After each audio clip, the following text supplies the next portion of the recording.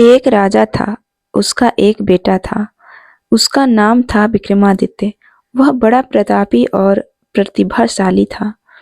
उसके पैदा होने के बाद से उसके माता-पिता के यहाँ दिन दूनी और रात चौगनी धन और यश की वृद्धि होने लगी। विक्रमादित्य को राजा ने बड़े-बड़े पंडितों और विद्वानों से शिक्षा दिलवाई। उसकी योग्यता को देखकर उसके शिक्षक दंग रह जाते थे। प्रजा उसे बड़ा ही प्यार करती थी। बड़े होने पर वह दिन-रात इसी सोच में रहता था कि किस तरह उसके राज्य में सुख और शांति रहे। वह भेष बदलकर रोज घर से बाहर निकल जाता और राज कर्मचारियों की धृष्टता और बेईमानी का पता लगाता। पता लगने पर उन्हें प्यार से सच्चे रास्ते पर लाने की कोशिश करता। एक दिन उसने सोचा कि अपने राज्य का हाल ठीक चल रहा है, अब चलकर दूसरे किसी राज्य में देखा जाए कि वहाँ की प्रजा कैसी रहती है। उसने साधु का भेष बनाया और पास के राज्यों में पहुँच गया। अपने माता-पिता को उसने इस बात का पता तक न दिया। अगले दिन सवेरा होते ही माँ-बाप ने देखा कि राजकुमार गायब है, तो बड़े दुखी हुए और चारों दिशाओं में उन्हें राजकुमार को ढूँढने के लिए दूत भेजे। बहुत कोशिश करने के बाद भी विक्रमादित्य का पता न लगा सके और निराश होकर घर लौट आए।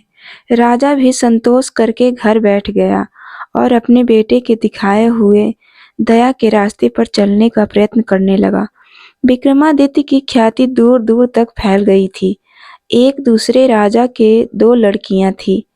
वे रोज गंगा स्नान करके सूर्य को जल चढ़ाती थी और प्रार्थना करती थी, हे सूर्य भगवान, हमें वर दो कि वीर विक्रमादित्य से हमारा विवाह हो।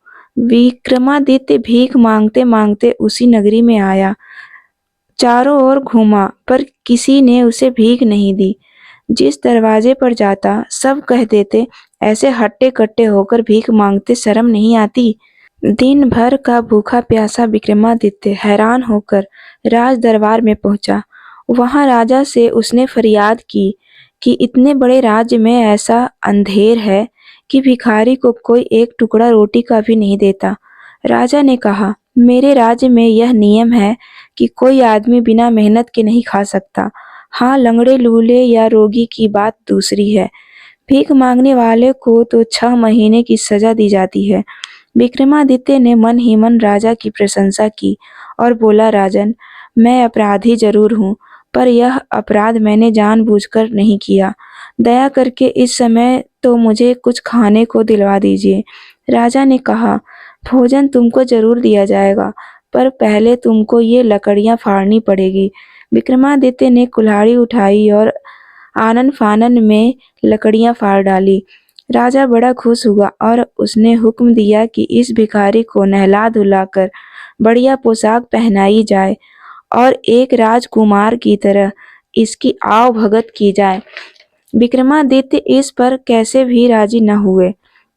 बोला, महाराज, आपकी कृपा के लिए धन्यवाद, पर मैं यहाँ ठहर नहीं सकता। अब वन में जाकर भगवान का नाम लूंगा। जो कुछ वह देगा उसी से पेट भर लूंगा। इसके बाद विक्रमादित्य ने कोढ़ी का भेष बना लिया और पास के जंगल में पेड़ के नीचे पड़ा रहा। थोड़ी देर में उधर कुछ गड़ेड़िया भेड़ चराते हुए निकले। उन्होंने जब इस कोढ़ी को धूप में तपते देखा तो उसने रहने के लिए एक छोटी सी झोपड़ी खड़ी कर दी। विक्रमादित्य वहीं रहने लगा। किसी ने कुछ दिया तो खा लिया, नहीं तो भूखे ही सारा दिन बिता दिया। इधर यह हो रहा था, उधर राजा की दोनों लड़कियां सूर्य भगवान की पूजा करती रहीं, पर उन्हें कुछ फल न मिला। एक दिन जब वे गंगा स्नान कर रही थी तो सूर्य भगवान ने उन्हें साक्षात दर्शन दिए और कहा, इस प्रकार जल चढ़ाने से तुम्हें प्रसन्नता नहीं मिलेगी। अगर तुम वास्तव में मुझे प्रसन्न करना चाहती हो तो जाओ किसी दीन दुखिया की सेवा करो। लकड़ियां लड़कियां जिस रास्ते से आती थी रोज ही कोढ़ी को देखती थी और घिन से दूसरी ओर मुंह फेर लेती थी। सूर्य भगवान की सीख ने उन पर असर किया और उन्होंने निश्चय किया कि वे अपाहिज कोढ़ी की सेवा करेंगी। यह सोचकर वे दोनों कोढ़ी के पास आईं और उसके घावों को धोकर मरहम पट्टी करने लगीं। कोढ़ी ने आशीर्वाद दिया, भगवान तुम्हारी मनोकामना पूरी करे। लड़कियां गदगद होकर चली गईं। दूसरे दिन जब वे आई तो कोढ़ी के लिए 36 प्रकार के भोजन से थाल सजाकर ले आईं। कोढ़ी ने कहा, देवियों, मैं इतने व्यंजन कैसे खा सकता हूँ? मेरे लिए तो तुम पाव भर सत्तू और नमक ले आया करो। उस दिन से जब वे गंगा स्नान को आती तो कोढ़ी के लिए सत्तू और नमक ले आती और उसे अपने हाथ से खिलाती। कोढ़ी अपने घाव पर सिंदूर लगाए रहता था। एक दिन जब छोटी लड़की उसे सत्तू खिला रही थी तो कोढ़ी ने अपने शरीर से सिंदूर पोंछकर अपने हाथ से उसकी मांग भर दी। विक्रमादित्य से विवाह करने के लिए उत्सुक लड़की एकदम रो पड़ी। बड़ी बहन ने समझाया, बहन कोई बात नहीं, रोती क्यों है? चल अभी गंगा जी में धो लेना। छोटी लड़की ने कहा, बहन अब तो जो होना था सो हो चुका। अब यही मेरे पति हैं। मैं इन्हीं की सेवा करके अपना जीवन बिता लूंगी। तू जा, पिताजी के पास लौट जा। बड़ी बहन ने देखा कि छोटी बहन किसी तरह भी यहाँ से हिलने को तैयार नहीं है, तो वह घर लौट गई और राजा से सारी बात कह सुनाई। राजा ने अपने सिपाही भेजे, फिर खुद वहां आया, पर छोटी लड़की अपने निश्चय पर अटल रही। राजा अपने भाग्य को धिक्कारता हुआ लौट गया। वह रोज अपनी बेटी के लिए खाना भेजता, पर वह उसे छूती तक नहीं थी। दिन रात कोढ़ी की सेवा करती और मगन रहती। कभी कभी विक्रमादित्य अंतर्धान हो जाते तो वह बड़ी हैरान होती। बात असल में यह थी कि राजा की बड़ी लड़की भी विक्रमादित्य को वर में मांगने का संकल्प कर चुकी थी और जिस दिन से छोटी लड़की कोढ़ी के साथ रहने लगी, वह किसी को उसके शरीर से हाथ नहीं लगाने देती थी। सो विक्रमादित्य सेवा का प्रसाद बड़ी लड़की को भी देने के लिए कुछ देर को गायब हो जाता था। छोटी लड़की जब जंगल में अकेली रह जाती तो बहुत डरती। एक दिन वह कोढ़ी के पास बैठकर बहुत रोई। बोली, तुम मुझे छोड़कर कहाँ चले जाते हो? क्या मेरी सेवा में कोई चूक है? एक बार तुमने वरदान दिया था कि तुम्हारी मनोकामना पूरी होगी, सो कभी पूरी नहीं हुई और मुझे विक्रमादित्य की जगह कोढ़ीपति मिला। मैंने उसे भी वरदान समझा और तुम्हें ही सर्वस्व मानकर तन मन धन से तुम्हारी सेवा करने लगी। मेरे मन में इसके लिए कोई पश्चाताप नहीं है, पर मेरी तुमसे विनय है कि मुझे छोड़कर कभी मत जाया करो। रोगी शरीर है, कहीं कुछ हो गया तो मैं क्या करूंगी? लड़की को इस तरह दुखी और परेशान देखकर विक्रमादित्य को दया आ गई। उसने कहा, इसका जवाब मैं तुम्हें कल गंगा स्नान के समय दूंगा। लड़की ने राम राम करके रात काटी और सवेरे ही गंगा स्नान को चल पड़ी। सूरज निकल रहा था। उसको जब वह जल चढ़ा रही थी तो देखती क्या है कि उसका कोढ़ी पति खड़ा हुआ मुस्कुरा रहा है। देखते देखते उसकी काया पलट गई और वह एक सुंदर खूबसूरत राजकुमार बन गया। यह राजकुमार दूसरा कोई नहीं, वीर विक्रमादित्य ही था। राजकुमारी को अपनी आंखों पर विश्वास न हुआ। वह बार बार आंखें मलती और राजकुमार की ओर देखती। विक्रमादित्य उसकी मनोदशा को समझ गया और उसका हाथ अपने हाथ में लेकर बोला, रानी, क्या अभी मेरे ऊपर अविश्वास करती हो? मैं ही तुम्हारा मनचाहा पति विक्रमादित्य हूँ। जाओ, अब खुश होकर घर लौट जाओ।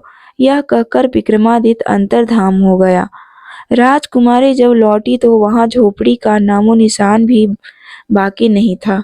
झोपड़ी की जगह एक सुंदर आलीशान महल बन गया। चारों ओर नौकर चाकर राजकुमारी की हाजिरी बजाने को खड़े थे।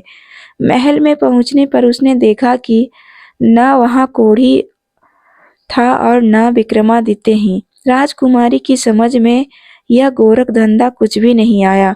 विक्रमादित्य की बाट देखते देखते उसकी आंख झपक गई। उसने देखा कि विक्रमादित्य उसके पास ही बैठा है। दोनों रात भर हंस-हंस कर बातचीत करते रहे। दूसरे दिन सवेरे राजकुमारी ने उठकर देखा कि फिर वही झोपड़ी है और वही कोढ़ी पति। उस दिन से रोज रात को यही होता कि कोढ़ी विक्रमादित्य बन जाता और झोपड़ी महल। दिन निकलते ही फिर सब खेल खत्म हो जाता। रात को एक दिन विक्रमादित्य गहरी नींद में सो रहा था। राजकुमारी जाग रही थी। अचानक उसने महल की छत पर कोढ़ी की खाल टंगी देखी। वह चुपचाप महल से बाहर आई और घास फूस और लकड़ियां इकट्ठी करके उसने उस खाल में आग लगा दी। फिर महल में चुपचाप आकर सो गई। 4 बजे विक्रमादित्य की आंख खुली। वह अपनी खाल तलाश करने लगा, पर वह कहीं भी न मिली। ढूंढते ढूंढते दिन निकल आया और राजकुमारी जाग गई। विक्रमादित्य ने पूछा, तुमने कुछ चोरी की है? राजकुमारी ने हंसकर कहा, हाँ, जो चीज मांगने से नहीं मिलती है वह चुरानी ही पड़ती है। मैं तुम्हारी सब चाल समझ चुकी हूँ। बोलो, वचन दो कि अब मुझे तंग नहीं करोगे। विक्रमादित्य हंस पड़ा और वे दोनों सुखपूर्वक रहने लगे। इधर छोटी बहन के दिन तो सुख से बीत रहे थे, पर बड़ी बहन का बुरा हाल था। इतने दिन सेवा की, फिर भी उसे मनवांछित वर न मिला। राजा उसे कहाँ तक कुंवारी बिठाए रखता। उसने उसका विवाह एक दूसरे राजकुमार से पक्का कर दिया। विक्रमादित्य की आत्मा तड़पने लगी। वह बड़ी राजकुमारी की सहायता करने को आतुर हो रहा था। इतने में राजा ने अपनी छोटी लड़की को शादी का निमंत्रण भेजा। वह बहुत दिनों से वह माता पिता से नहीं मिली थी, इसलिए बुलावे पर तुरंत चल दी।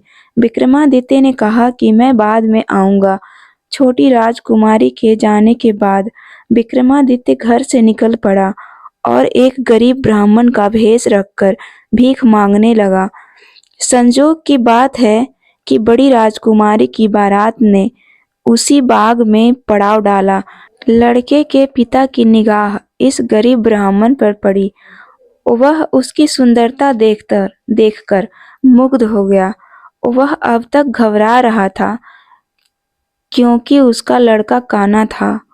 उसने धोखे से शादी पक्की कर दी थी और अब यह सोच रहा था कि वहां काने लड़के को देखकर क्या कहेंगे लोग।